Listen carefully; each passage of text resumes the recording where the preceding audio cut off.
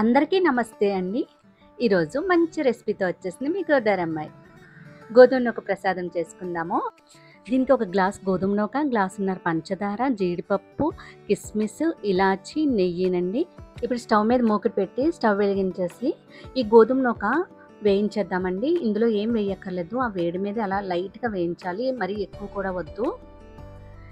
ఇప్పుడు ఈ గ్లాస్తో గోధుమ నూక తీసుకున్నాం కదా, అదే గ్లాస్తో మనం గ్లాసున్నర పంచదార అండి, 3 గ్లాసుల నీళ్ళు దీని కొలత. ఇప్పుడు 3 గ్లాసుల నీళ్ళు వేసేస్తున్నాను. మీరు ఒక గ్లాస్ అయితే 3 గ్లాసులే వేసుకోండి. 4-5 గ్లాసులు చేస్తే మాత్రం 2:30 నీళ్ళు అయితే సరిపోతాయి. ఇప్పుడు ఈ నీళ్ళు కూడా బాగా మరిగిపోవాలి. ఇది చాలా హెల్దీ అండి. గోధుమ నూకలో కార్బోహైడ్రేట్స్ ఎక్కువ ఉండడం వల్ల మనకి వెంటనే ఎనర్జీ వస్తుంది. ఉపవాసం అది చేసేటప్పుడు ఈ గోధుమ నూక ప్రసాదం అది తింటే చాలా హెల్దీ ఉంటుంది.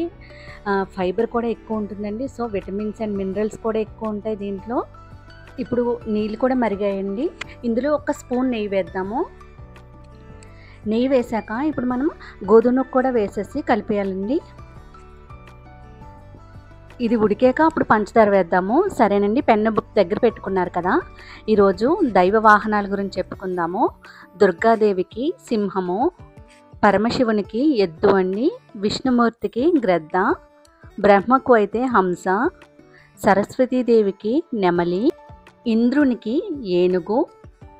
ఇప్పుడు మనం ఇందులో ఇలాచీ కూడా వేసేద్దామండి. ఇది మొత్తం అంతా ఇలా కలుపుతూ ఉండాలి. సరేనండి. పార్వతీదేవికి పులి, శనీశ్వరునికి కాకి అండి, కామాక్షిదేవికి చిలుక. ఇప్పుడు చూసారు కదా, నోట్ చేసుకుని పిల్లల్ని అడుగుతూ ఉండండి. ఇప్పుడు ఇలాగా కలిపేసి దగ్గర పడుతోంది. నెయ్యి వేసి పంచదార వేసేద్దాము. ఇది మొత్తం అంతా ఇలా కలిపేస్తూ ఉండాలి. ఇప్పుడు మిగిలిన ఇలాచీ కూడా ఇందులో వేసేసి కలిపేయాలండి. ఇది చాలా చాలా టేస్టీగా ఉంటుంది. ఇప్పుడు ఇది బాగా ఉడికిపోవాలి. పంచదార అంతా కరిగిపోయి దగ్గరగా వచ్చేస్తుంది. సరే అండి. చంద్రుడి వాహనము కుందేలు, కుబేరుడికి వాహనం తాబేలు అండి, సూర్యునికైతే గుర్రము, వినాయకుడికైతే మూషికం తెలుసు కదా, ఎలుక అని, షణ్ముఖుడు అంటే సుబ్రహ్మణ్యేశ్వర స్వామికి నెమలి అండి. ఇవన్నీ నోట్ చేసుకొని పిల్లలకి చెప్తూ ఉండండి. వాళ్ళకి టైం ఉండదుగా. సో మనం వాళ్ళని పడుకోబెట్టేటప్పుడే ఇలాంటి పురాణాలు, ఇలాంటి స్టోరీస్, క్వశ్చన్ అండ్ ఆన్సర్స్ అడుగుతూ ఉంటే వాళ్ళకి అన్నీ తెలుస్తాయండి. దేశ భాషలందు తెలుగు లెస్స అంటారు కదా, మన తెలుగుని అస్సలు మర్చిపోవద్దు. సరేనండి. ఇప్పుడు గోధుమ నూక ప్రసాదం కూడా దగ్గర పడిపోయింది. ఇలా దగ్గర పడ్డాక మనం పక్కన పెట్టేసి ఇప్పుడు నెయ్యి అది వేయించేద్దాము. మీరు ఇంకా చిన్న గ్లాస్ చేసుకుంటే మనం మూకుటిలోనే నెయ్యి వేసి జీడిపప్పు, కిస్మిస్ కూడా వేయించి అందులోనే వాటర్ వేసి చేసేయచ్చండి. అదైతే ఇంకా ఈజీ చిన్న గ్లాస్ అయితే. కానీ కొంచెం పెద్ద గ్లాసులు అయితే మాత్రం ఇలా వేరేగా వేయించి వేస్తేనే బాగుంటుంది. చూసారు కదా, ఇది దోరగా వేగాలండి, మరీ ఎక్కువ వేగకూడదు. ఇప్పుడు ఇందులో కిస్మిస్ వేసేద్దాం మనం. ఇవన్నీ కూడా కలిపేసి బాగా వేగాక అందులో వేసేయడమేనండి ప్రసాదంలో. అంతే, అయిపోయింది. చూసారు కదా, చాలా ఈజీగా ఉంటుంది.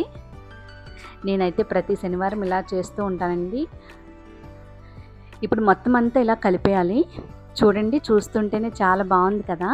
మీరు ఏం డౌట్ పడద్దు, తినడానికి కూడా చాలా చాలా బాగుంటుంది. ఇప్పుడు ఇదంతా ఒక బౌల్లో తీసేసుకుందాం మనము. నాకు తెలిసింది మీతో షేర్ చేసుకుంటున్నాను. లక్ష్మీదేవికి 2 వైపులా ఏనుగులు ఎందుకు ఉంటాయో తెలుసా అండి? గజబలం ఎంత గొప్పదో ధనబలం కూడా అంత గొప్పదని మనం తెలుసుకోవడానికండి.